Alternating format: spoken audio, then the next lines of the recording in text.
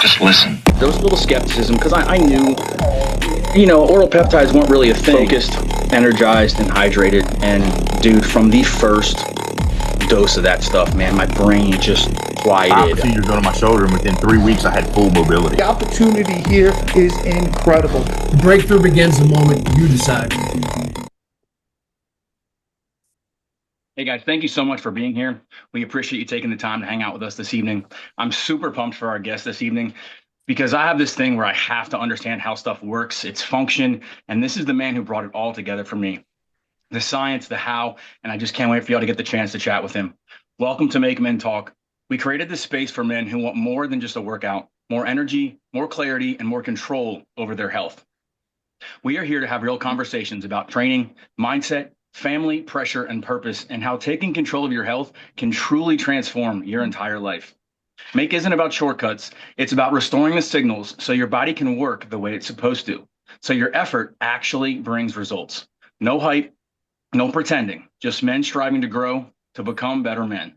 Let's make it happen, guys. Awesome. Thanks, Mark.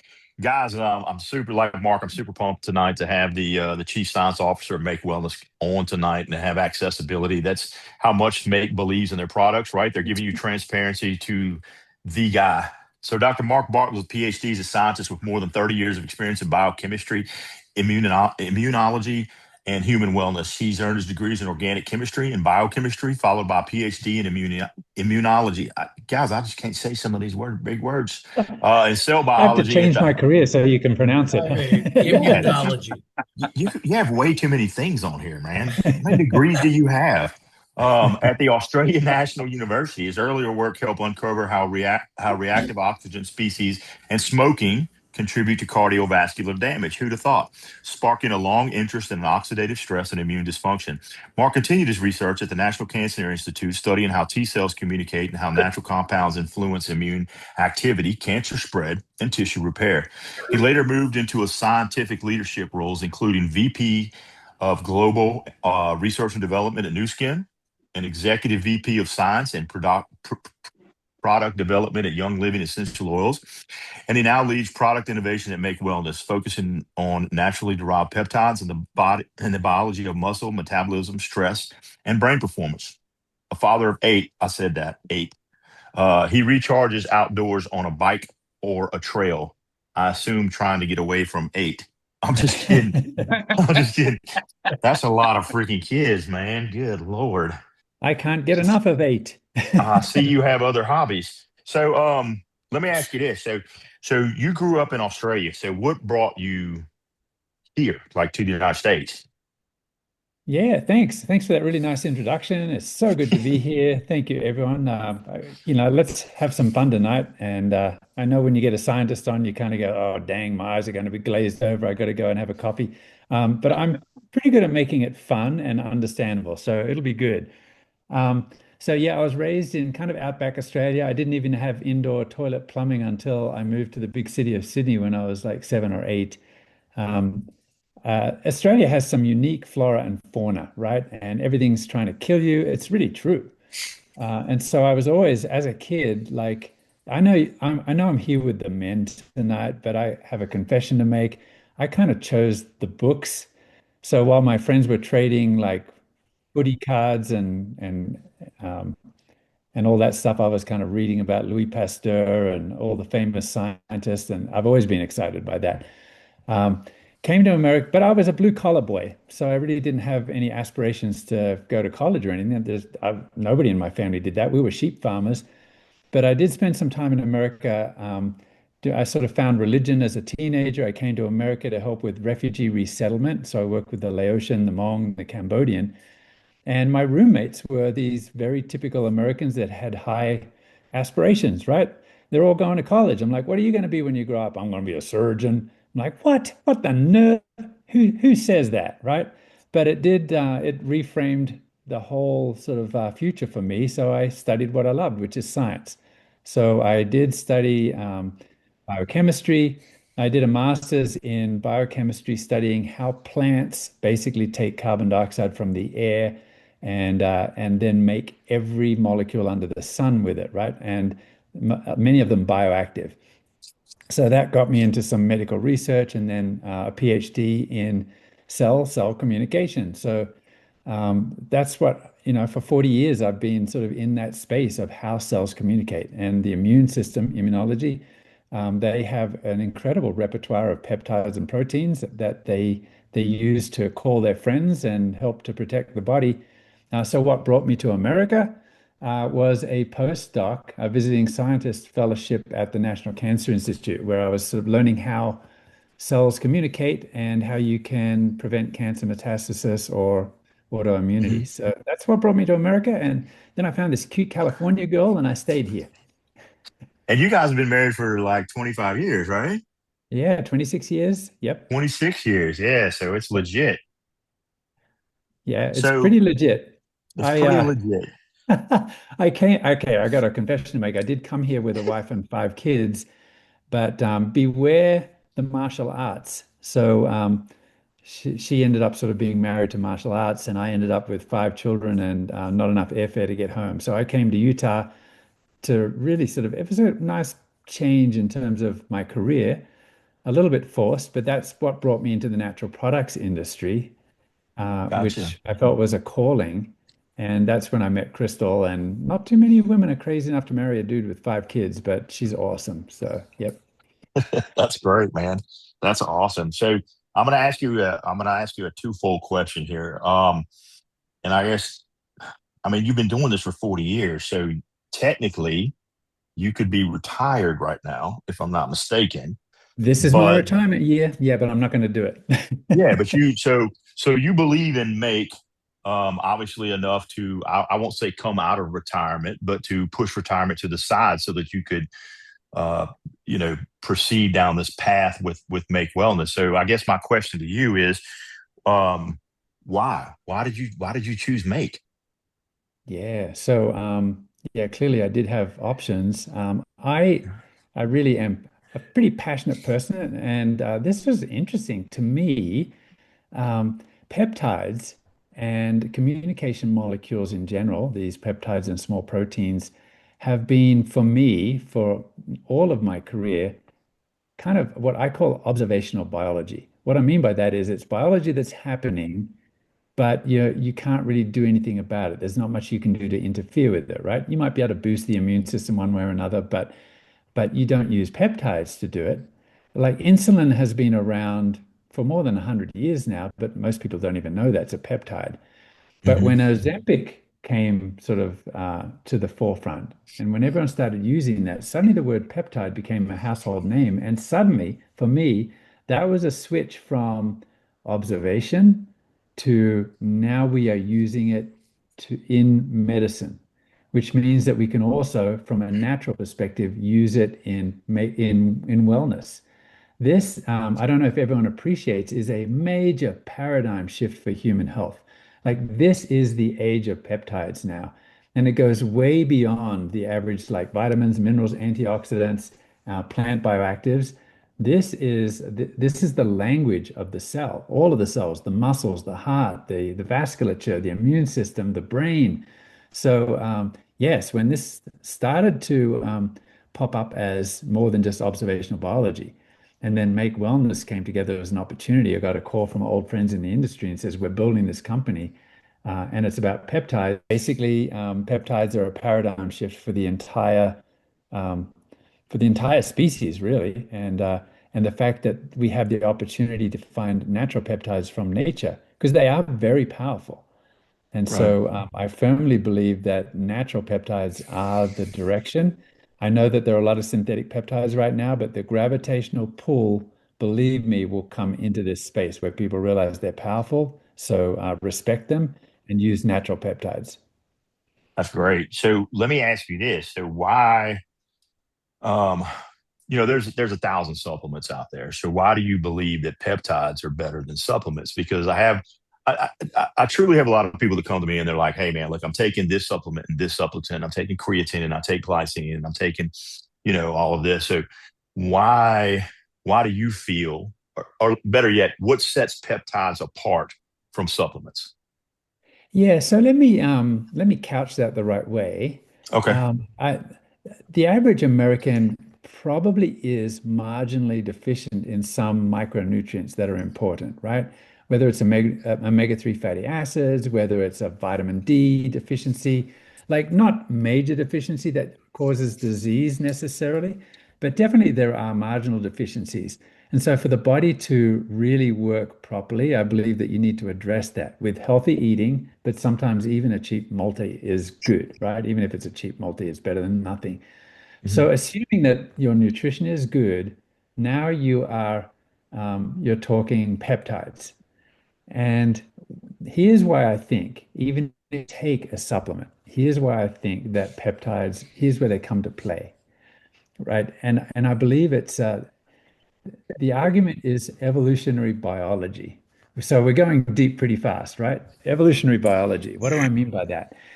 The human body was designed perfectly. Do you agree? Like we just Mhm. have this amazing human bodies. Oh But yeah. I'm going to add to that. We were designed perfectly for scarcity. So think about the world since its creation and how man has had to fight to survive. Food was usually scarce, and we had to work like the dickens for our food. We had to either hunt or farm. We worked hard. We didn't eat a lot, and what we did eat, was contributing to our life. And so, part of that design was our natural endogenous peptides. So man's design is to be hungry nearly all the time, right? Because if you're not hungry, you're not thinking about your next meal, and it could go days, and now your life is threatened. You are designed to keep your body running very efficiently. And what I mean by that is if you've got more muscle than you need because the muscle needs a lot of calories to maintain itself, if you're not using them, the body will drop them very quickly. The body creates a self-destruct peptide called myostatin, and the Mhm. muscle breaks down if you don't use it, right? So, very well developed hungry all the time, very well developed sort of accounting system for the body so that you drop muscle mass if you don't need it. And I would say peptides that drive love and connection.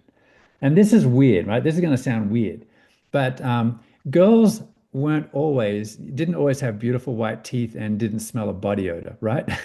So everything has changed in the last 1 or 200 years. So the drive for connection and love and sex was also extremely strong, and that's why we have oxytocin, right? So these are all peptides. They are running the show. You think your brain is running the show? But actually the peptides are telling your brain when you're hungry, when you're full, when you need to, Ghrelin. all of those things. Yes. So this is okay. So now, why do we need peptides? Mhm. Everything has shifted in the last 100 years. Suddenly, you're surrounded by food and you don't have to work for it. Suddenly, you're sitting in front of a desk like we are tonight instead of out sort of milking cows and chasing down prey or farming or whatever it is that we're Mhm. doing, right? So we are sedentary and our muscle is self-destructing. We are hungry all the time and there's food all over the place. So now we've got to a situation where 60 or 70% of Americans are overweight or obese. We're hungry all the time, that's why. And we're losing muscle because we're not using it. That completely changes our health paradigm. It makes us frail, it makes us sick, it gives us type 2 diabetes. So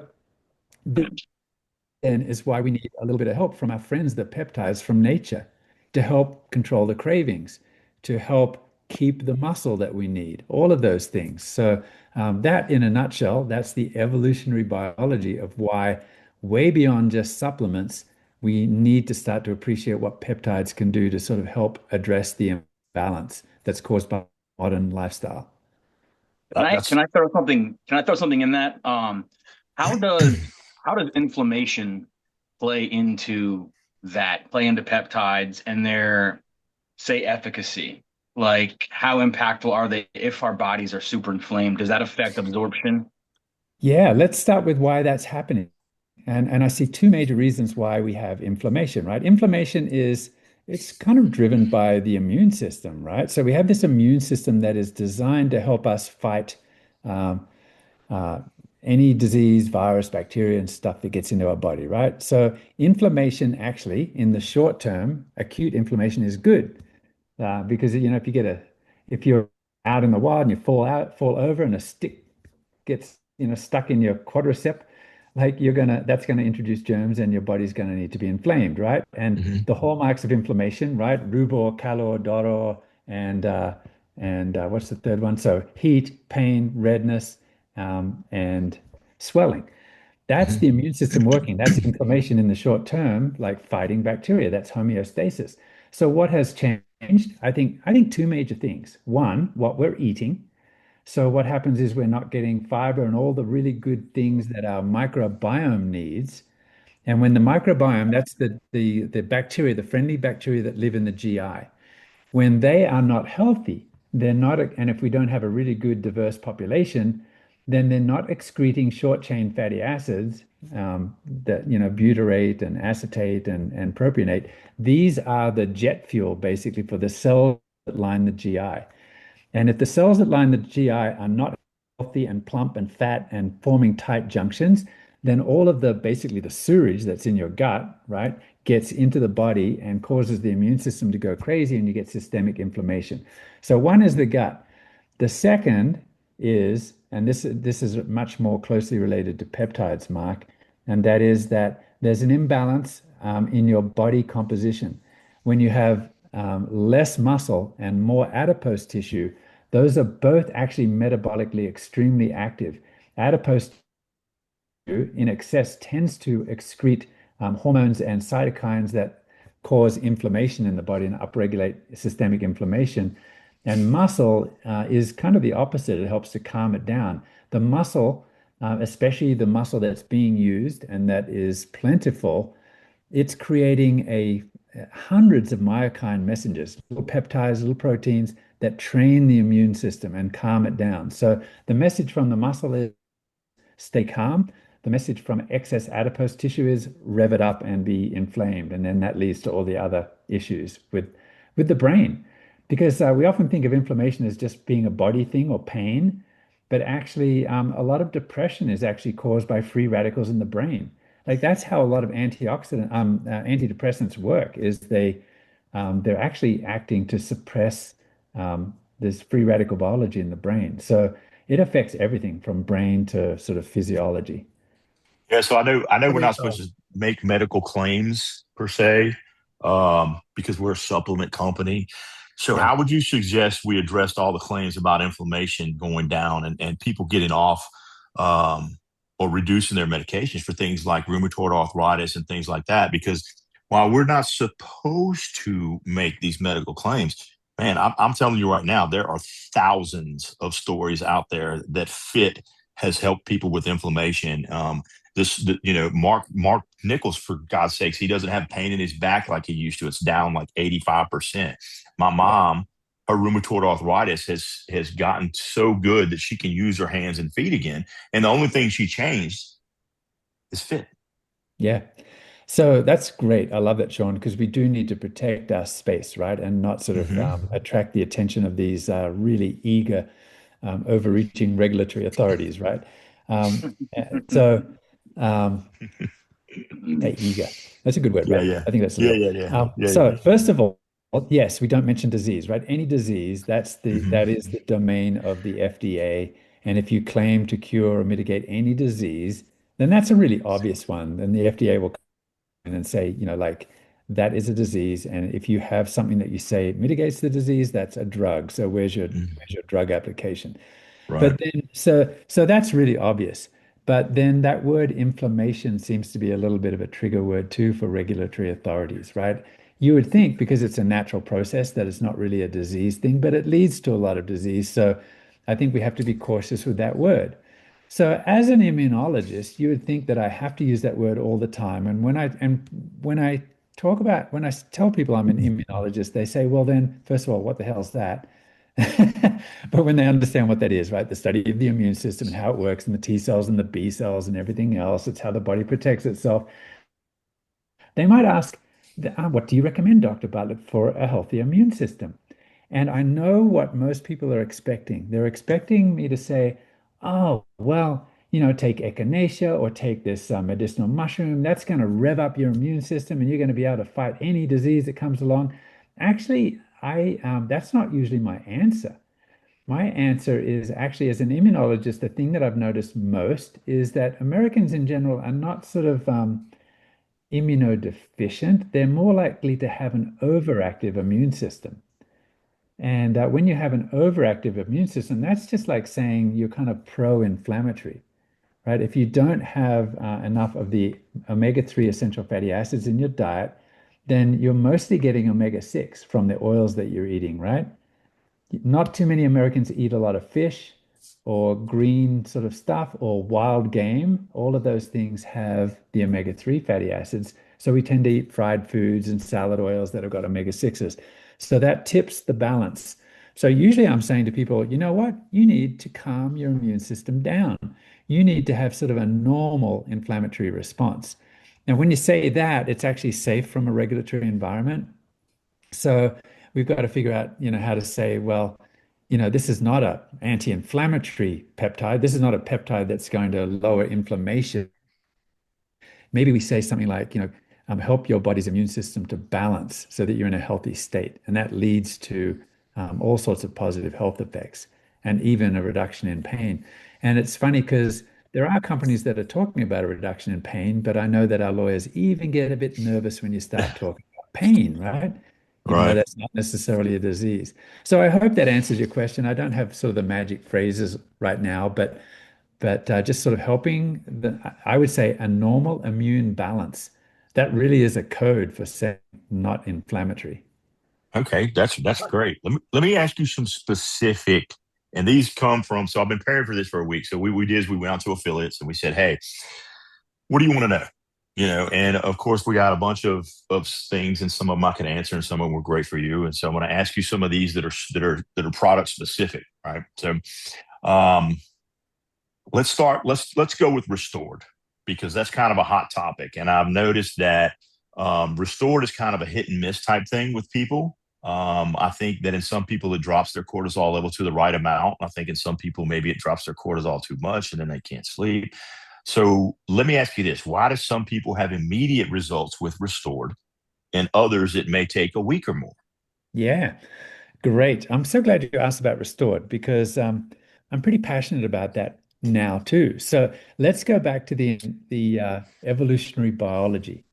And again, remember the theme that I opened with is like, this is why we need peptides, is because of evolutionary biology.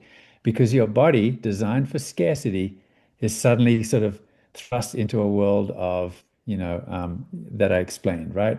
Uh, um, and when it comes to sleep and when it comes to stress, this is where restored is. It's the intersection of sleep and stress.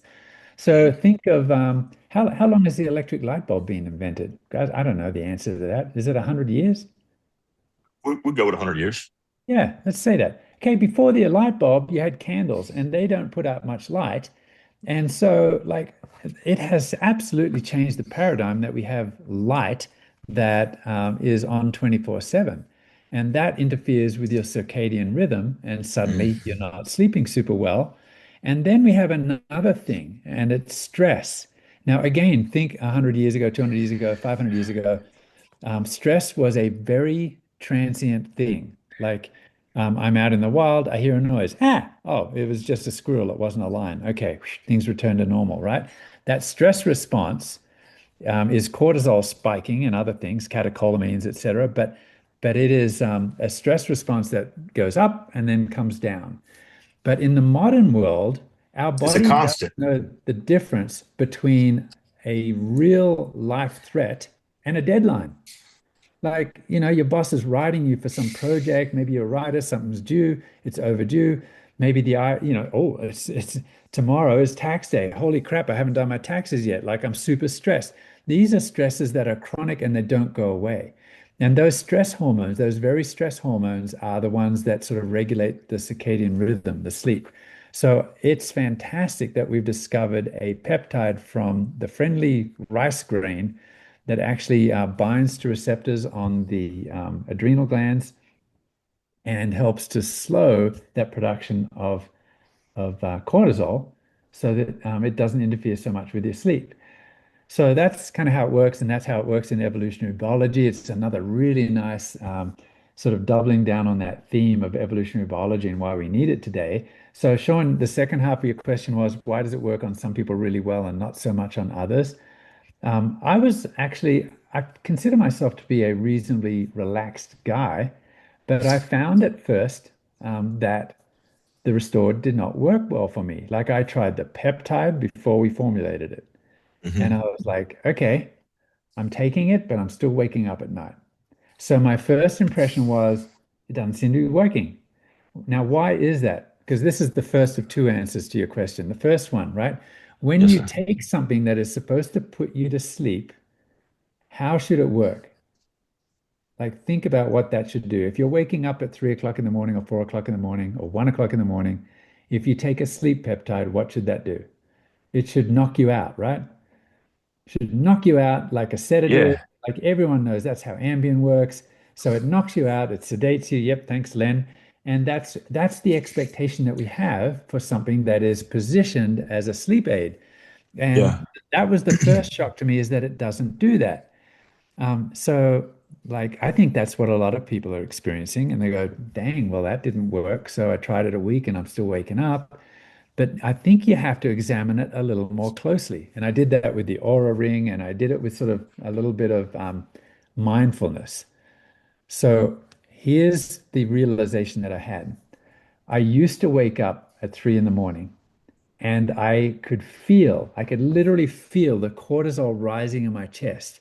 And it was just in my brain. And it was saying, oh, Mark, you haven't finished that deadline yet. And oh, man, Sean Alkin, he wants you to finish that question and you haven't finished it yet. And you've got to write that response. I've got to finish that study. And dang, we've got a pipeline of peptide products to produce and I haven't done it yet. And like you can feel, like I can literally feel that cortisol. It's a stress hormone. I don't know. Hmm. Do you guys feel it when that stress happens? Like Yeah. it's a, Yeah. it's a, 100%. yeah, 100%. Yeah. yep. You can feel it. And so I was feeling that and I couldn't get back to sleep. Um, but I noticed that when I was on this peptide and particularly on Restored, I would wake up at 3 o'clock in the morning and I'd be like, I'm awake. But actually, I'm not feeling that cortisol rising. That's And I'm just true. happy. I'm happy to be there, right? That's so true. So that's what people are experiencing when they wake up at 2 o'clock in the morning and they're able to go back to sleep because that Exactly. it's yes, yes, Yeah. sir. So for me, it's like I wake up and I'm like, I'm content and I go back to sleep. So that's the first thing, the expectation that you're going to be sedated. And I do remember my colonoscopy when I turned, like I was a bit late, I was 55, right? But they gave me that propofol. And man, I still remember that sleep. Why do I remember it? Because it was like I had fallen into a black hole. It's like death to an atheist. It's like I didn't even know I was alive. And then I woke up to this, Marky, it's time to wake up. And I was just like, oh, that was awesome. I don't remember a thing. I didn't dream. Hmm. There was Hmm. nothing. It was blackness until I woke up. And I thought that that was a good sleep, but it was not a good sleep. That kind of sleep that sedates you very heavily, you are not in REM sleep and you're not in deep sleep. And we could sort of go into why those are important, but they're super important. It's only during deep sleep that your body is producing growth hormone for restoring the muscle and the immune system. It's only during REM sleep that your brain is able to run scenarios and sort of do safety protocols, and it's a mental health therapist. And you go through several cycles a night, and you're waking up on the high end of the cycle, which is very close to awakened state. So when you take a product that is to help you sleep, it should support the natural circadian rhythm. It should support the sleep architecture. It should not sedate you. So answer one is, right, Sean, that there's Hmm. an expectation. The Yeah. second one, there is a class of people that are chronically stressed, and I've noticed that these were the worst when they took Restored. They said, holy crap, I felt more awake than ever. I stayed awake all night. What the heck did you just give me? Right. And those Right. folks, as I've studied this a little closer, when you're chronically stressed and your cortisol levels are very high, and then you take a natural product that sort of helps to lower that cortisol level, your body is not used to it and it interprets it as, oh my gosh, the stress has gone. Now you can get back to life. Because when your cortisol is Mm. chronically high, that is a fight or flight response and it's always on. Suddenly it lowers and your body says, the fight or flight is gone. I can live now. And it's sort of, it seems counterintuitive, but it kind of keeps you awake. It So, ramps up because it's ready to go because it's not in yeah, fight or flight anymore. yes. So Makes I sense. said to those people, here, try this. Try taking Restored at like 3 o'clock in the afternoon. And you know what I love about Restored is it doesn't make you drowsy, right? Yeah. So take it at 3. It might lower the cortisol a little bit, and it probably won't affect their sleep that night. It won't be worse. It might be better, won't be worse. And then I say titrate a little bit over time, 4 o'clock, 5 o'clock, and now closer and closer to bedtime. And I found with those people, some people that had the most trouble are now true believers. They actually realize that this is helping them. Oh man, that's like the perfect freaking answer. You have no idea how Was. many affiliates out there that are like, man, I just we want our products to work so bad because we believe in Mm. them so much. You know what I mean? And we're limited as to the science, like why we have you on. And so we've gone from 15 to 30 minutes, from 30 minutes to an hour, from an hour to hour and a half to an hour and a half to 2 hours. So for you to say something like that, now we have recourse as to what else we can what else we can try with them because I'm a firm believer that peptides work on everybody, Yes. but they don't work the same in everybody, right? Yes. So Yes. that kind of leads me to my next question, and this came from the audience. This is an affiliate question, right? So, and it makes sense to me. So, can Lean and Restored be put into weekly medicine dispensers, or will the exposure to oxygen make them lose their potency? Because some people um, they take their vitamins and their medications and their everything, and they put them in a Monday, Tuesday, Wednesday through Sunday. Is that safe? Yeah, I find no issue with that. I've been taking supplements for years, and these, okay, so um, antioxidants, like an antioxidant type supplement in a capsule, that is Uh, probably the most vulnerable to oxidation when you sort of take it out. But even those are quite safe from my experience, and that's like doing uh, stability studies, right? So if an antioxidant is safe, like by definition, an antioxidant is going to soak up free radicals, and so oxygen is going to be something that sort of wears it down pretty quickly, right? If that works, definitely a peptide will. The peptides that we have, the formulations that we have, are more or less extracts of protein, right? They're sort of very special extracts of protein that contain these bioactive peptides, and they are, you don't want to sort of have the powder out, sort of spread out on a saucer for a week. But in a capsule, in your pill box, absolutely fine, no problem. And you're kind of going through that like it's probably no more than 7 days that it's in that condition. So um, now there might be a situation like, I don't know, some parts of the South are very humid, right? yeah, And so, hopefully you've got a pillbox or something that has a reasonable seal on it because very humid air, you might start to see changes in coloration of the capsule. But even then, it's not going to be toxic and it's still going to maintain much of its bioactivity. So I'm not too stressed about that, Sean. I just went to Japan for like 10 days and I just put all my capsules in a little baggie and sealed it up. So I hmm had every day's products in the baggies, including my fit sleeves and my hydrated sleeves in that That's a lot of baggie. And products. That's yeah, a lot of products to load yeah, up. it And is. let's yeah, be You need honest, a the travel kit is outrageous. yes, I you need agree, a gallon Ben. bag. Oh man, I was God, hoping I hey, wouldn't get held up by Japanese customs, that's for sure, because it looked a little freaky, all those things yeah, there. they're looking for Quaaludes. So I just dated myself. So Mark, the let's take drug dealer. let's take a minute. Let's take a Peptide minute, dealer. man. Bri- Brian, do me a favor, man. Talk to me for a minute about Make Wellness and the opportunity that we have as men to help other men. Yeah, yeah, definitely. Thanks first, Doc. Excellent. Thank you so much. Uh, Here, guys, I just want to tell you, man, this is the truth, right? This isn't about, this isn't about supplements or a side hustle. It's about ownership of your health, your influence, your example. Make exists because men are tired of being tired. We're being tired to refuse to accept decline as normal. When you join Make as an affiliate, you're not just sharing products, you're sharing a signal that says, I'm done settling. You help men feel stronger, think clearer, and show up better. And yes, you get paid for creating real impact. If you're already using Make and seeing the change, the question's simple. Who are you not helping by staying silent? This is Make Men Talk. We don't just talk about better men, we build them. If you're ready to join us here at Make or like what you've heard and want to learn more, get with the person who invited you to this call tonight. I also just wanted to touch on this as we lead into the informed sports certification for our products. There's an opportunity on the business side to step in before it gains momentum. Get to know our products, have family and friends try them, engage in conversations and build confidence to ask who's interested to promote one of the biggest companies and breakthroughs for athletes once it launches. But guys, we have an opportunity here that's in front of us that's going to be incredible. Appreciate it, guys.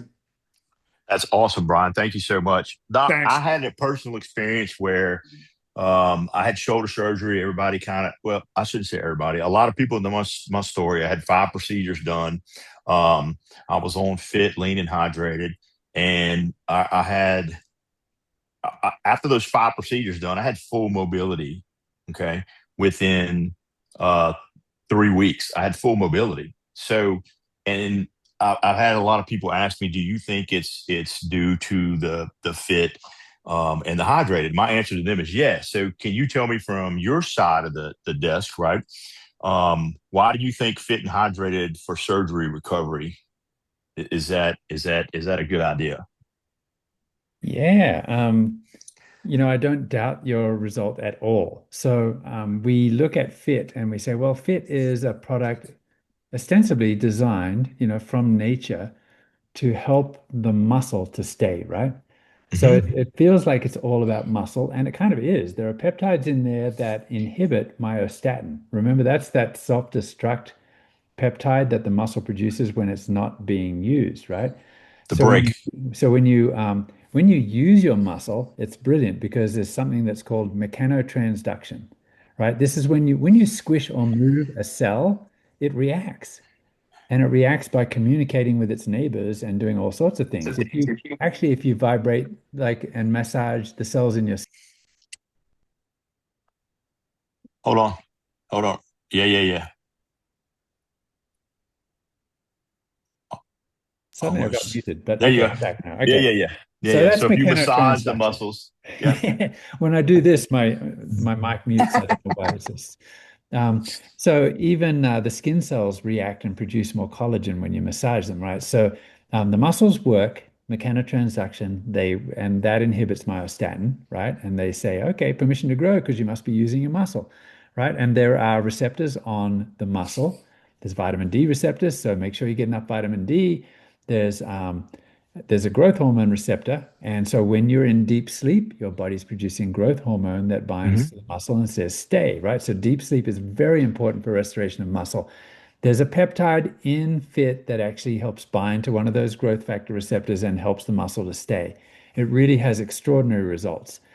Um, Now, the other thing, though, the thing that we don't talk about very much is another peptide that has been characterized that is in that fit peptide, and it's an anti-inflammatory peptide. So we're amongst friends, so I'm going to use that word.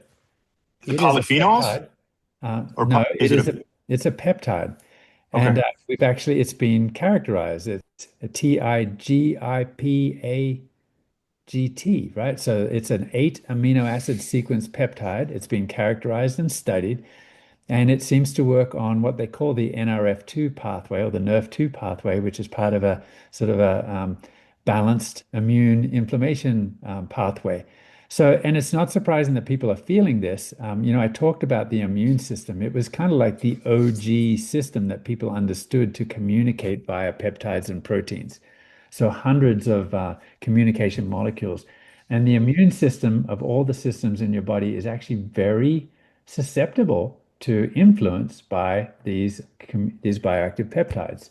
So there's a peptide in that fit product that really helps to sort of calm that immune balance, and that has the result that you saw.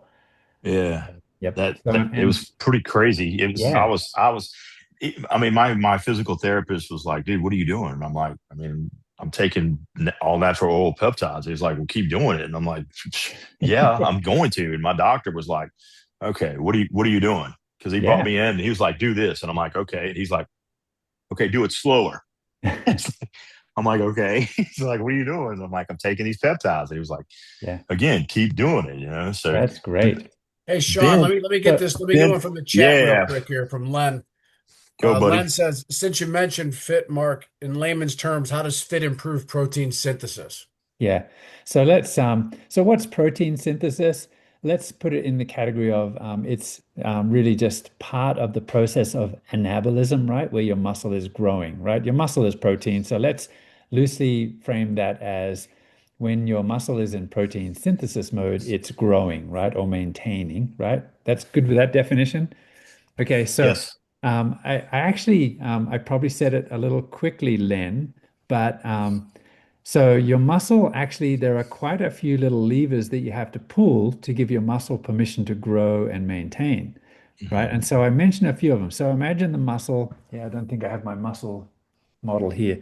Imagine the muscle as having lots of receptors on the surface. And so you need to occupy, sort of check a few boxes before your muscle will grow. One, I think one of the most obvious things, if you want your muscle to grow, guys, what do you have to eat? Protein. Protein, right? Everyone kind of knows that, but how does that work? Like, so Len, this is fascinating, right? You have on the muscle a whole bunch of receptors, and they are called nutrient receptors. And specifically, they are leucine glutamine receptors, Hmm. right? So the leucine receptor, why is that significant? There's nothing too special about leucine except that it's an amino acid that's found in protein. So when you eat protein and that steak starts to digest and it dissolves into a whole bunch of amino acids and gets into your bloodstream, the muscle gets the message, oh, I have lots of amino acids because I can detect leucine. So check one. There's no point turning on anabolism if you don't have the building materials. So that's brilliant, right? The body has a nutrient receptor. That's you've checked one box.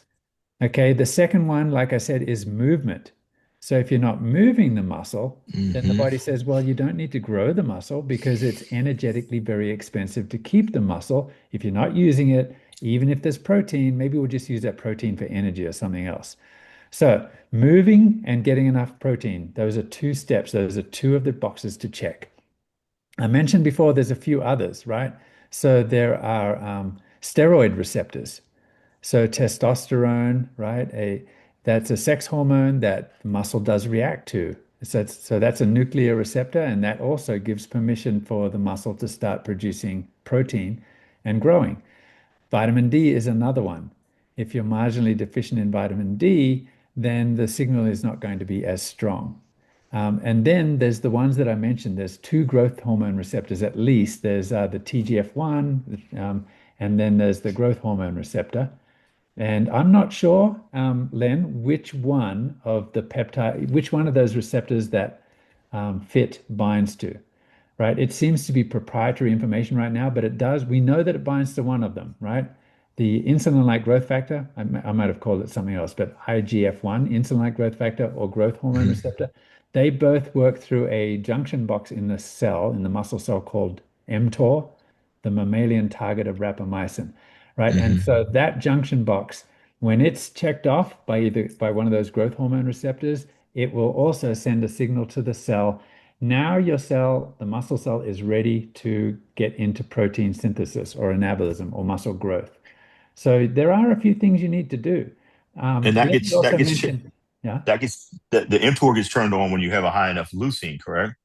yes, leucine and the growth hormone receptors, exactly. Yeah. They Okay. act through that Yeah. sort of junction box there. And so let me give you another hint. As you get older, that leucine receptor gets a little less sensitive. So it feels like as you get older, you need more protein, but there are some shortcuts. There is a leucine metabolite, and it's called HMB. I don't know if you guys have heard of that one, Yep. hydroxymethylbutyrate. It's safe. It's a Of course you supplement that's have, been Mark. used for years. Yeah, right. That's a good one because that one kind of kicks the nutrient receptor in the pants a little bit and activates it a little better, and it's not a super expensive thing. So, if you're really interested, Protein will work, but that can help sort of kick it into gear a little bit more. So I think fit hopefully, helps and too, that's huh? been, sorry. I said I think fit helps there a little bit too, huh? Just a Absolutely. Yeah. touch, just a I touch. think fit is number one. Like, in my own, I think we've all probably got some experience with it. I've always been kind of a skinny guy. I told you my friends were playing football and I played football, but only because it was mandatory, but I wasn't like mad about it. But I've always had kind of skinny arms. I'm kind of a skinny guy. And I've just figured, I do a lot of workouts. I do, I'm pretty fit. Like I ride a bike. I've got pretty good leg muscles, but upper body No, pretty you good. ride it. Don't sell yourself short. You ride a freaking mountain bike through the mountains, dude. Don't come to Yeah. me with this Okay. I ride a bike thing. All right. But my upper body like looks sad, man. I'm like the skeleton on the beach, and I'm like every morning I'm doing these pull-ups and these dips and push-ups. And I'm like, I'm happy that I've maintained that regimen for the last 20 years, and I can still, rip out the same number. I was like doing maybe a dozen pull-ups, kind of slightly wide arm and things like that. Not much muscle growth. I start taking fit and lean. And the first thing I notice is like, wait a minute, I'm not losing weight, I'm gaining weight. And then I'm like, Hmm. oh, ding, hello, I'm taking a muscle peptide. I gained about 15 pounds and it was muscle. And like, I remember laying in bed one night and, my wife always takes about half an hour to do a face regimen. And then she sort of wanders in and she looks at me and she pokes me in the chest and goes, what's this? And I'm like, what? Yeah, I know. I'm like totally growing chest muscles and my arms are bigger. They're not huge, right? But that 15 pounds of weight gain and my pants, I didn't need to loosen the belt at all. My clothes fit the same, except for my sort of t-shirts are looking a little bit more fleshed out now. So yeah, that's really important. And, protein, all those other things are important, but the fit is amazing. Yeah, I think a lot of people are experiencing that. Anybody that's been on the fit for more than 90 days or 120 days is the results are kind of you really can't argue with them. Ben, what Mark, did can you stay yeah on that real quick about weight gain? I've had a couple of customers that are ex yeah not having the best experience, I think, and why is it so effective for some and not for others, maybe per se? I Are know you we've hit talking on. about being on fit and gaining weight? I think so. You just mentioned something about how you gained 15 pounds, and you said, "Well, Yeah. hello, I'm on the fit." Yeah, well, So that wasn't in 9 weeks, Ben. That was in 9 months. So it's yeah, quite gradual. And I think you have to be patient with it. And this is actually, okay, it's really important to bring this up, right? Um, it's so interesting that we live in a world of these synthetic peptides. And you see these like photos of people on the internet that are like totally jacked and they've got the six packs and they're like, holy cow. And they're like, yeah, I've been taking this peptide. It's called CJC 1295 or something. So they're injecting this peptide and it's really working. And it shows you the power of these peptides. But here's the issue. This is what they don't really tell you. Like these ones that are injectable have not been studied. Like FIT has 5 clinical studies on it, right? We know right. the peptide is safe. We know that it works, but we know that it's not magic. It's not as rapid and as powerful as the injectable synthetics. But what we do know as a biochemist and studying this, right? I mentioned the mTOR pathway. So when you are in growth mode, when you're in anabolism mode, as I mentioned before, that mTOR pathway is turned on to anabolism and it gives permission for the muscle to grow. Now, Hmm. normally, like when you sleep, deep sleep is only an hour long. And so you're producing a peptide that goes to the muscle and turns it on and says, okay, the rest is up to you. And then it turns off, right? And when you take a natural peptide, same thing. The peptides in FIT are going to bind to the receptor and then dissolve. They turn into amino acids, they just dissolve. And Yeah. so that gives mTOR a chance to rest. Now, why does that matter? Well, mTOR has a day job. And its job to do when it's not in anabolism mode is to direct the cleanup of the zombie cells, the senescent cells, and the cancer cells in the human body. So you must give mTOR a chance to rest and do its day job. And mTOR gets even more powerful. This is a process called autophagy. And the more you fast, the longer you fast, the more it goes into autophagy mode. Now, this is something that a Japanese scientist won the Nobel Prize for just about, 15 years ago. So it's pretty new, but we do know if you chronically upregulate mTOR, and this is what the synthetics often do, is they bind that receptor and they stay there. And they just say, mTOR, you better just keep working, keep growing that Hmm. muscle. And it doesn't rest, then we don't know yet, but I feel like the safety parameters are not discovered yet. But biochemically, you look at it and you go, that's kind of risky. They've done that in mice, chronically upregulating mTOR, and they see a downside in terms of immune surveillance and autophagy. So this is why, again, I'm very passionate about the natural buildup. Yep. And Mark Nichols said, trash buildup if you can't clean, and that's exactly what happens. So, um, you know, so Ben, yeah, you won't see instant results, but I think if you're patient, you'll see at the very least you're maintaining muscle beautifully. And you're gonna have to feed that, right? You can't just take fit. And I tell people this all the time. Listen, Mhm. if you're gonna take lean and you're gonna take fit and you're gonna sit on the couch and Ben, I'm not saying that your clients are doing this, right? Because they're under No, your no, guise, and I and, and, yeah, and I understand that. But and just in general, if you're gonna sit on the couch and eat Doritos and bonbons and you're gonna make wellness, dude, save your money. I don't want you as a client, honestly. I want exactly. they're gonna multiply your efforts. So if you're willing to take that first step, then Make is going to give you a step and a half. But if you're Yes. not willing to take that first step, dude, go buy freaking No, right. bonbons. Yeah. Listen, that's why the breakthrough is beautiful. I mean, I think Yeah. that Yeah, tying all those in, 100%. Yes. it And makes perfect sense. and Ben, you Sean, had there's a another question that question. I I'm didn't sorry. answer yet that you asked, right? You talked Yes, sir. about sort of recovery, and you mentioned also that you weren't just taking fit, that you were taking hydrated, right? Yes, sir. And so you might say, well, wait a minute, it just seems like a bit of a superfluous product to have in your lineup. Like, really, you're a peptide company. Why do you have hydrated? Why are you focused on that? Ah, And there's an answer to that. Most of us are somewhat dehydrated. Uh, we and maybe you go to bed and you drink a big glass of water, and then dang man, why did I drink that glass of water? Because now I'm up at 3 o'clock in the morning. I have to go pee, right? But hydration is super important. And the reason, from an immunologist point of view and from a peptide guy point of view, is mhm. that cells, imagine them like grapes. They are, they're plump and they've got shiny skin, and that's a fully hydrated grape. And your cells should look like a fully hydrated grape. And when they are, all those receptors that I talked about that are on the surface are going to be presented, and they're going to be Visible. ready for communication from the peptides. If they are dehydrated, they start to look a little bit more like a raisin, and those receptors actually don't work as well. Now, this sounds Mm. like a silly analogy, but it's actually true. Like the studies do show that the cells are less active in terms of their receptor activity if they are not hydrated properly.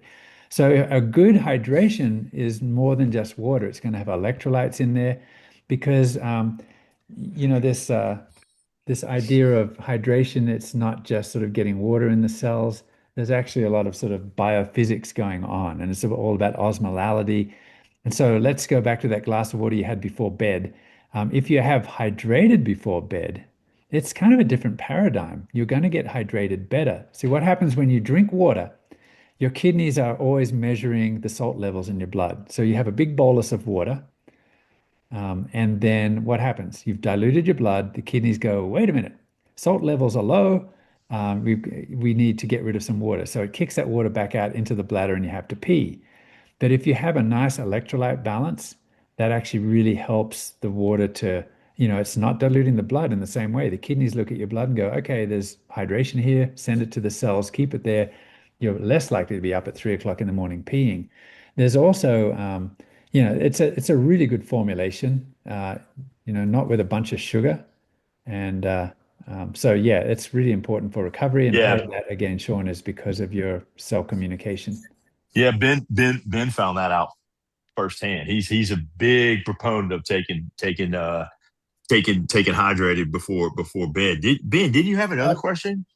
no, well, we could get it offline if you want to, Mark. But my other question Okay. was about my work with Parkinson's, and I was just curious, what do you know of the effects of make wellness products and neurological diseases? What are your thoughts on that?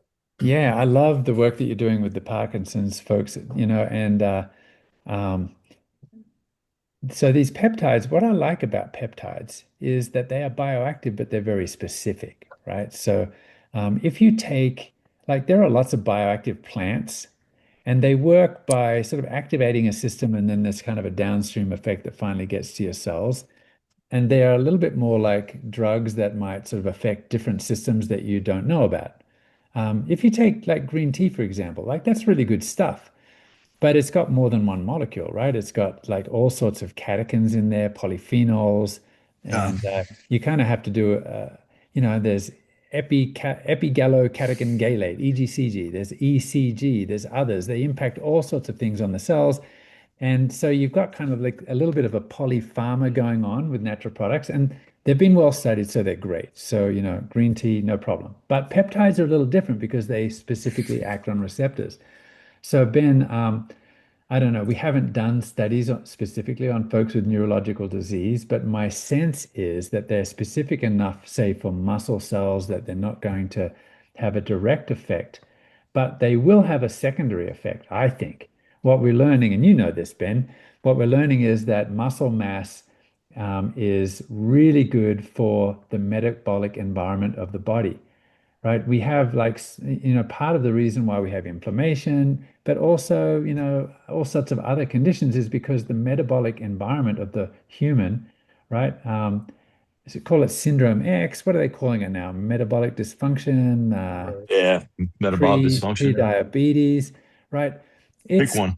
a part of it is actually because we don't have enough muscle mass, because the Hmm. muscle is the shock absorber for metabolism. So when you have sugar, like what's actually metabolizing the sugar? The muscle is doing 80% of the work there.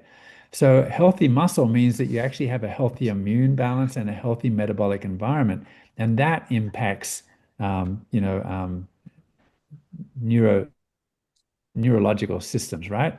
And Yeah. also now we also know that a healthy muscle is producing a language of its own, the myokines, and those impact immunity. They impact the brain, right? There's brain-derived neurotropic factor. So there's like a whole bunch of peptides and proteins that the healthy muscle produces that I think, alongside a healthy metabolic environment, would create a healthy environment for your neurological systems. No, So that's a great answer. Yep. Thank you. So let me ask you this. This is one from the affiliates, right? Is more better when it comes to peptides? So, and I'm gonna hit you with a couple here, and you can answer it, whichever how you see fit. But like, if lean isn't working, will four be better than two? And I'm going to follow that up with the science for lean is strong, and we know this. So how do we address it when someone says that it's not working for them? Okay. Let me answer the first question first. And by the Okay. time I'm done, you'll probably have to remind me of the second one. So, okay, here's what I just drew up, right? Here's on the y-axis, you've got the effect, and on the Mhm. x-axis, the dose, right? So if Yes, sir. more is better, then it's actually going to look like this, right? As you increase the dose, the effect is just going to get better and better. Yeah. But in biological systems, it actually doesn't usually work like that. It looks more like, I'll draw the new asymptote. It actually looks like this in a biological system, because eventually you've got enough peptide to sort of flood all of the receptors. So a higher dose is a diminishing return. So you try to So basically, once you turn the light switch on, the lights are on. It doesn't matter how many times you turn the light switch on, it's already on. yeah. So here's the normal dose, right? And it's giving Yes, you sir. this effect. Now, if you Okay. double the dose, it's giving you maybe a slight increase in the effect, but I don't know that it's really worth it, right? Gotcha. So, Gotcha. so that is sort of the biological curve, and nearly everything works that way. And so we have enough peptides in our products in the normal dose that's been clinically studied, but there might be exceptions. Like I heard the other day that Alan was talking to a boxer who's like training, and he's like really just going overboard right now with his training and everything else. And he said, you might want to take a fit in the day, and before you go to bed, you might want to take the fit that doesn't have caffeine. But in general, for most people, I would just say more is not necessarily equal to better. And then the second question you had was lean, right? Hmm. about lean? Yeah, that was let's see, the sign, let's see.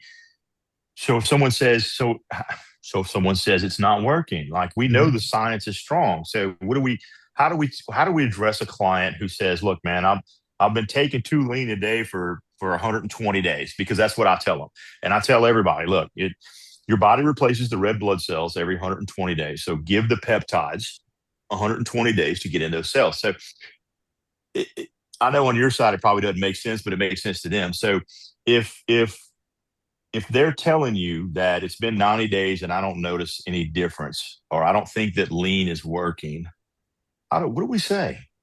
Yeah, so I'm going to think there's a three-pronged answer, and I know we're getting late on time, but so I'll try to be brief. But the three-pronged answer, first is expectations. So again, it's a little bit like the muscle peptides. What are we fighting with here? We're talking about a peptide story to help with weight management. Now, what is everyone comparing it to? They're comparing it to Ozempic or something, right? And Probably, Ozempic is yeah. Yep. powerful and miraculous. And so they're expecting something powerful and miraculous, just like the people that are sort of on the peptide for sleep. And I think part of it is managing expectations. If you want a sustainable approach, we're not providing a drug here. It's not going to completely like drop your appetite into starvation mode. It's not, and that's not healthy anyway, right? Right, right. So, so in lean, we have a peptide that actually it's not a GLP-1 receptor agonist at all. It actually is it's binding to an enzyme that breaks down your body's natural GLP-1. So it's just sort of sustaining that effect of satiety a little bit longer. It's not as powerful, but and so you won't see instant results. So that's the one thing, expectations. Um, the second thing is that it's a dual formulation. It has polyphenols in the formulation, polyphenols that have been studied to sort of turn on thermogenesis. And what a lot of people, what my wife said to me when she first started taking it is, how much caffeine is in this stuff? And I Hmm. said, 20 milligrams from a natural source that is kind of actually a little bit in a matrix. So it's a very slow release. It doesn't give you a spike, but 20 milligrams, that's hardly anything. She said, well, why do I feel like this? I feel like I've just had a cup of coffee or something. I said, that's the polyphenols. You're in thermogenesis. It's actually helping the adipose tissue to burn. It's beta oxidation of the adipose tissue. So eventually that does work, but it's not miraculous. It's not overnight. So that's answer two. It's not sort of as strong, but there are other components to it. The third one would be, is that person also taking lean, I mean fit, and working out a little bit?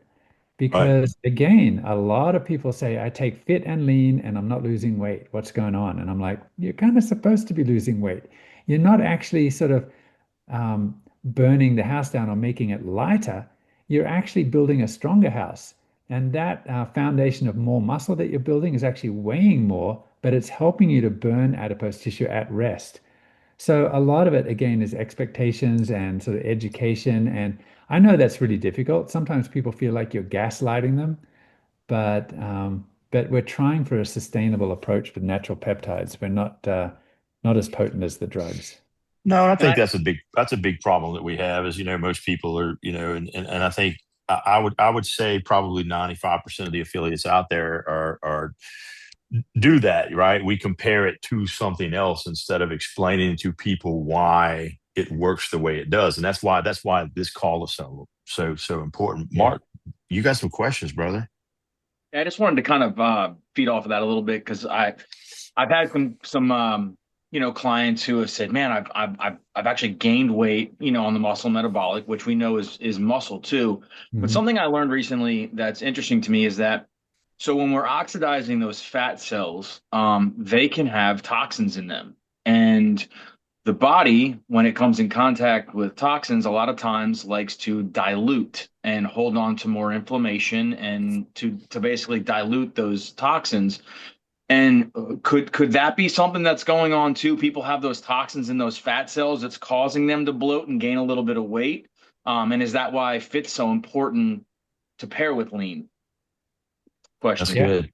Yeah. I That's love that, good. Mark. It's true. I mean, this is not just, sort of I guess we can actually measure some of these, I would call them metabolic disruptors, right? There's all sorts of microplastics, phthalates, things that accumulate in adipose tissue that are released when you have weight loss. And they end up sort of working against you a little bit. They're metabolic disruptors after all. And so, yeah, they can kind of slow the progress. So initially, you might see it might be a struggle, right? Another way that I look at it, like most people don't put on the weight that they have that's excess, right? That you want to lose some weight, you want to be sort of healthy. And I say lose weight, I should say lose adipose tissue, right? Because again, it's Right. body, um, sort of you're Recall. reconfiguring the body. Yeah.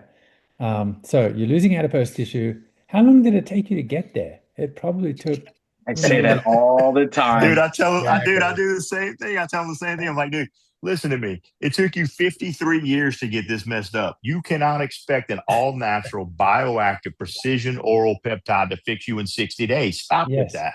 yes. Yeah. It Yeah. is patience and changing some habits and it doesn't, like you said earlier, Sean, it doesn't just work on its own. So yeah, but it is really tough. We live in this world where people kind of are looking for instant results and it's a really tough. So we can't promise that because we can't really deliver that, but we can see amazing results if you're patient. Well, they want instant And results because their cortisol levels are through the freaking roof. That too. What do you say, Mark? I, I was just gonna say, is there a supplement or something like could someone take, say, activated charcoal or a glutathione or something like that to help maybe alleviate some of those toxins? Is that something that we could recommend to them That's to try good. to fight that, to help with that potential toxin release during weight loss? Yeah, that's a great question, Mark. So, yeah, we do know that the body has to get rid of these, and and so it goes through the liver, right? And so there are detoxification processes in the liver. Typically, it's called phase one and phase two, and some people are saying now phase three. Phase one is basically oxidation of the toxin. That's step one of trying to solubilize it so that it can excrete it. And when that happens, actually, there's a little bit of innocent bystander damage that goes on in the liver. So that's where antioxidants are really good. So they've done these really good studies that show, yes, if you are sort of trying to detoxify, even vitamin C is really good, right? They did Okay. studies with rats and they exposed them to carbon tetrachloride. This is a really nasty dry cleaning gas fluid thing. And of course, they got sclerosis of the liver, terrible liver damage because phase one was damaging the liver as it tried to sort of detoxify. They fed those rats with vitamin C and showed that it prevented the sclerosis. So vitamin C is an important sort of part of a sort of a regimen there. And then the other part is phase two, and that's glucuronidation, right? This is where the body adds um, sort of basically glycogen molecules to the that toxin in phase two to make it soluble to excrete it. An apple contains 10 milligrams of um, glycaric, like, man, why am I forgetting the word? Um, glucaric acid. Thank you. So an apple a day, is actually good for your detoxification. There are also a whole bunch of detoxification help molecules in the brassicas. Indole 3 carbinol is one. So there's these sulfur-containing molecules that really help with detoxification. And then silymarin, which is from the milk thistle, and you can get standardized Yeah. extracts of milk thistle that will help. So hmm yeah, we don't actually talk about that much at Make Wellness and have people go on it. But I would say, yeah, get a good detox formula, something that's got vitamin C, maybe some of the standardized brassica type molecules like indole 3 carbinol, sulforaphane, as well as silymarin. Okay. Awesome. Thank you. So I got another one for you, Doc. And I think I know the answer to this. But I kind of want to hear it from the from the horse's mouth. Um, do you think that our peptides or peptides in general work better the older you are? And I've had this sort of experience. Not that I have 1,000 clients, but I have noticed that in some of my younger clients who are in better shape, they don't get the I guess, percentage wise results that I do from people that are, say, 45 or maybe a little bit older, like 55. Yeah, that sounds like a fair observation. Like when you're doing a clinical study, for example, you try to get an exclusion inclusion criteria that sort of Hmm. fits, right? So let's say we do a sleep study. It's better to find a population of people that have trouble sleeping and then test the product, right? You're going to notice a difference. If you have a population of people that are like sleeping really well and a bunch that don't, and some people in between, you're not going to notice the difference. So yeah, young people in general are healthier. They don't have as much trouble gaining muscle. So they may not notice the difference as much. So yeah, I think that's a pretty good and a fair observation, Sean. Yeah, and so there, I think as we get older, we also have more stressors and more inflammation and things like that. And of course, we're eating less. We're also moving around less, and so we need those signals more. So we receive those signals better or more as the older we get because we need them so much more, right? Yep. Yeah, I think we notice it more, right? Yeah, Like, for yeah, yeah. example, you're a young, healthy guy, both your shoulders are working perfectly. You take fit, you don't really notice a difference.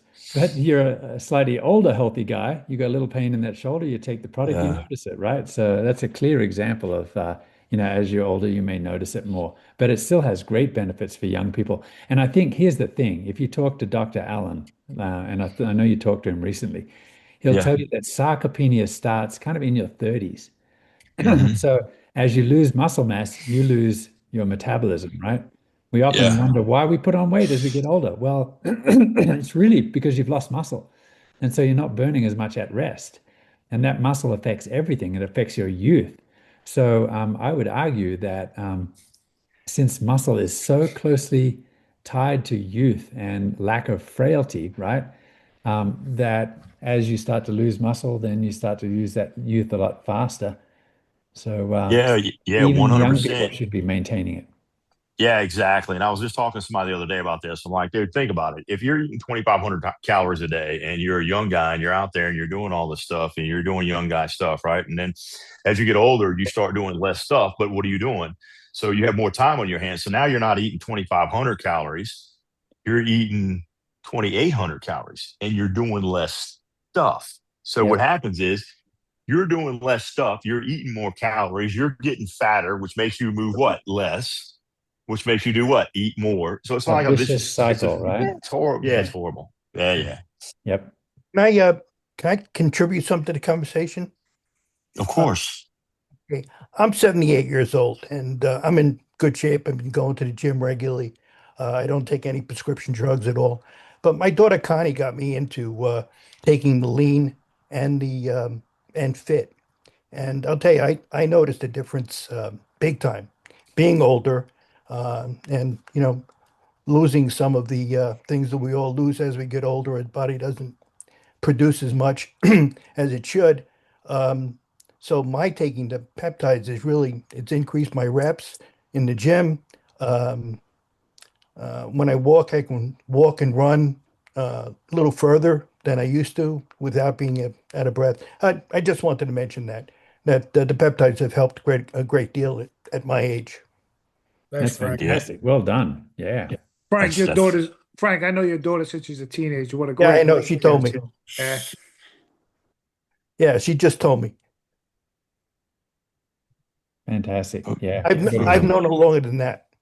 And I love from what Frank said, he didn't just say, I've been sitting around watching Days of Our Lives and the peptides make a difference. He said, I'm increasing my reps, I'm walking further, I'm running further. That tells me that Frank, he's noticing the big difference, but he's also noticing that the peptides are optimizing his physical activity, which is exactly the right approach. right. They're multiplying his efforts. Yeah. Well, Doc, we appreciate your time. Obviously, I'm sorry we went a little over. I consider that a blessing that you've agreed to stay on with us this long. We thank you very much for everything that you have had to say and educating us. And maybe in the future we'd love you have you on again sometime down the road. I love it. Thanks for having me. It's been really Thank fun. you, Doc. Thanks, Appreciate you so Mark. much. Thanks, Doc. All right, guys, y'all have a good evening. And if you have any questions, you can always message one of us, and we'll put them on a list. And next time we have Dr. Bartlett on, we'll get to those questions, man. Thank y'all very much for your time. We appreciate you and we love y'all. Thanks, Great guys. job, everybody. Later. Thank you. Bye-bye. And thank you, Dr. Mark. Good night, guys. Good night.